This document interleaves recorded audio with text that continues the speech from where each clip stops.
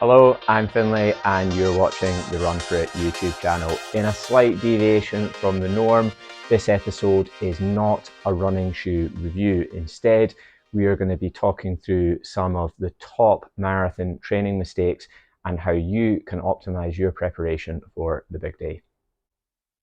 And if you're wondering, and rightly so, what makes me qualified to give some advice in this area, well, I have a degree in applied sports science and I've raced 12 Ironman triathlons, which includes 2 Ironman World Championships in Kona, Hawaii. I've also run under 3 hours on the marathon leg in 2 of those Ironmans.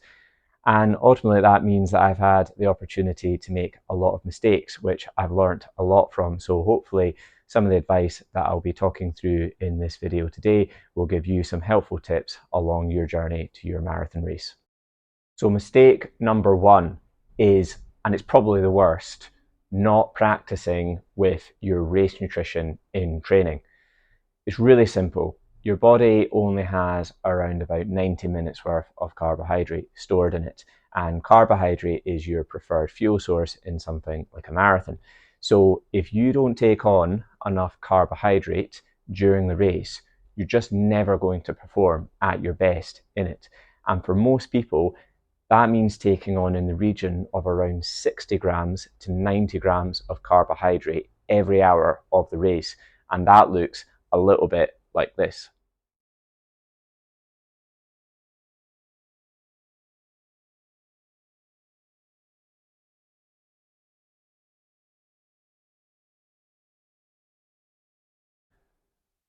And while you might be thinking that that looks like a lot of nutrition, it really isn't. That's what you need to be taking to fuel a marathon properly. And while most runners are afraid of taking sports nutrition, it's usually just because they've not practiced with it. They then take too much carbohydrate or more than they're used to, and that causes them problems. And this is because when we run, blood is moving away from our gut. So that makes it harder to absorb the carbohydrates. So unless you train taking those carbohydrates, you won't actually develop the ability to absorb the carbohydrates properly. And that's why people get stomach problems, because they try and take too much too quickly. So the good thing is, if you start practicing with your race nutrition for about 4 to 6 weeks, you'll get significant improvements in your ability to absorb carbohydrate. So get your nutrition right and avoid the bonk. Mistake number 2 is not doing enough running at your target marathon pace. So in your training, in the build up to your marathon, you're going to have to do some running at the pace you're intending to run the race at. And that means doing some pretty hard sessions. For example, like my personal favorite is 5 times 5 kilometers at just above marathon pace with 1 kilometer easy in between. Now, the reason for doing it just above marathon pace is 25k at marathon pace isn't a big enough session. But equally, I don't want to do 35k at marathon pace and cause quite a lot of fatigue, which could potentially slow me down on the day. So by doing that 5x5k session at just above race intensity, I'm accumulating just the right amount of fatigue, but I'm minimizing the chances of becoming too fatigued and too stressed from that session. Now, what I would caution with that at the same time though, is it might take you a little bit of time to build up to actually be able to execute a session like that. And that's a common mistake that people make too, is they jump into these big sessions and try and build up the volume and the intensity of their running too quickly. So you need to give yourself the appropriate time to be able to build up to those sessions. But the reality is, go back to the point, if you've not done it in training, you're very unlikely going to be able to do it in a race. So you do need to make sure you're doing that appropriate intensity. And it's those sessions when you really want to be practicing that race nutrition, because 1, you're probably not going to be able to finish those hard sessions without the right race nutrition. And 2, that's going to be the closest environment that you're going to get to mimicking what it's going to be like on race day. Mistake number 3 is almost the flip of what we've just been talking about, and that is doing your easy runs too hard, which is one of the most common running mistakes you'll see. And if there's one thing that you remember from this episode or take away from it, it is to slow down when you're meant to. Now, we're not going to go into all the physiological reasons as to why you should make those easy runs slower, but really simply put, if you do those easy runs too hard, you're going to accumulate unnecessary fatigue that actually just isn't going to benefit you in your progression to your target goal. And ultimately what it's going to do is make you that little bit more fatigued, which makes you too tired to hit the paces in those key sessions. We've all been there where we've done that run a little bit too fast, and then the next day our legs are a little bit sorer than we were maybe anticipating them to be. And if you're one of those runners who feels guilty about going slow and don't think you're benefiting from it, please don't, because there's so many physiological adaptations that are happening at those slower speeds which won't happen at the faster efforts. It also doesn't matter what it says on Strava. So if you're one of those runners who says they can't slow down, please just try and make those runs a little bit easier.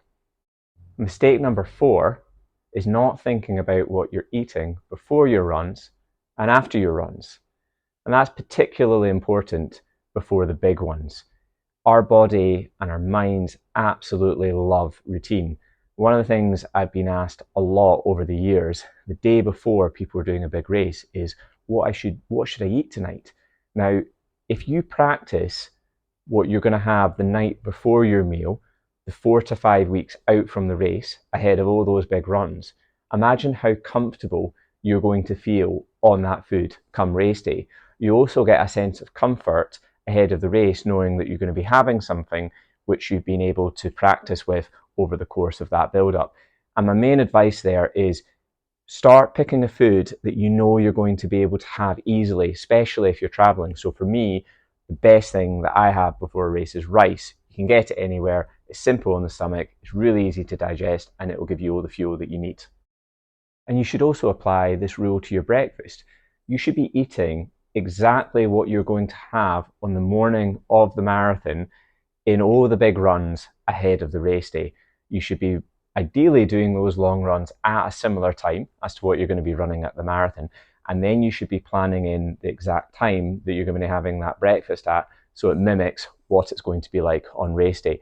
And again, this is just getting the system and your body familiar with it. So come race day, when you do have those inevitable nerves, you're going to be a lot more comfortable with what you're having to do.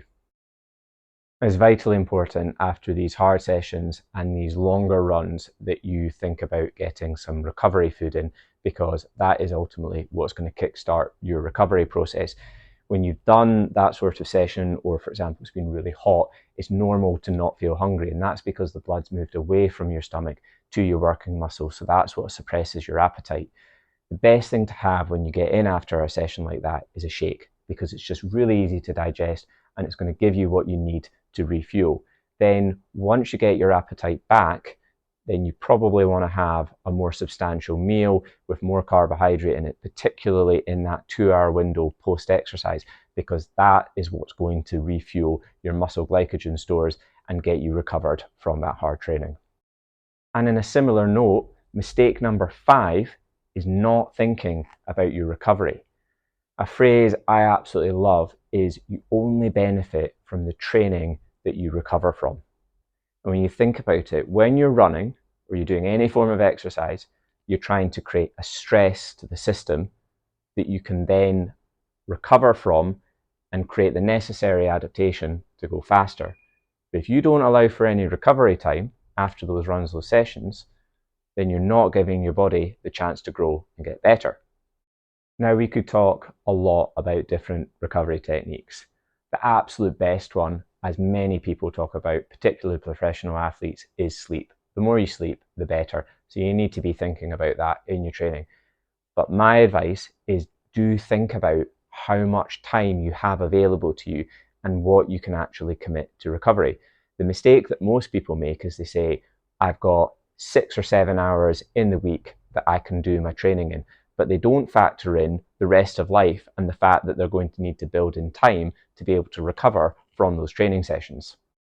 Now, while I appreciate this might not always be possible, what you ideally want to do is just think about the time that's going to be after your run. So if you're doing a long, hard run on a Saturday, try and plan a little bit time after that session so you can have that recovery shake. You can sit down and have a meal a little bit later. You can do a light stretch. You can put up your feet and have a little bit of relaxation time. Now, if you're not going to be able to do that because you're too tight for time, you might actually get more benefit from doing a slightly shorter run and building in a little bit more recovery time. And that's the way to think about it. It's all about optimizing your training and doing with what's in your capacity and your ability. And the last mistake, mistake number 6, is not practicing with your race kit. Now, when you're doing your long runs in the build up to the marathon, like practicing your nutrition, that's when you should be practicing with the kit that you're going to be using on race day. There is absolutely nothing worse than getting chafing on race day from a new pair of shorts or a new top or even a new pair of socks. So practice, practice, practice. And that means you should be practicing with everything, whether it's your socks, your shorts, the top you're going to wear, the cap, the sunglasses, the wristband, race belt, you name it, you should be practicing with it. And you should be trying to cover every eventuality, because the race day conditions could be different from what you expect. So you need to know that if it's going to be raining, that you have a jacket that you're comfortable with on race day. And what we would also say is that even though you want to be practicing with your clothing, you don't necessarily want to be using something that you've had for a very long time. And that's because things like your running top have a wicking treatment applied to them, which will last 40, 50 washes. So once you get to that time and that wicking treatment's gone a little bit, that's where on race day you might find that sweat evaporation isn't quite as good as it could be. And when it comes to your running shoes, this might be a little bit controversial for some people, but what's worked really well for me over the years is getting a new pair of running shoes about 2 to 3 weeks before my race. Now, that is the same model as what I've been doing my training in. And why I do that is it means I've got a really nice fresh pair of running shoes for race day that's going to give me the maximum benefit. And the mistake that I used to make was, if you've done 400 or 500 miles training in your running shoes, you're expecting them to perform on race day. It's actually at that point that you're getting the least amount of protection and least amount of help from those shoes. So that's why I prefer to go to a new version of what I've been running in and break them in for a couple of runs so my feet are used to them, but all in all they should be very much the same as what I've been experiencing in my training, and I'll have a much more comfortable run as a result. And that brings me to the end of this marathon training mistakes video. Hopefully you picked up some helpful hints along the way there. You can obviously apply some of these rules to other distance of events such as 5Ks, 10Ks and half marathons. But thank you very much for watching. Hope you enjoyed this episode. If you did, please make sure and hit that like button and subscribe for more content like this. We'll see you next time.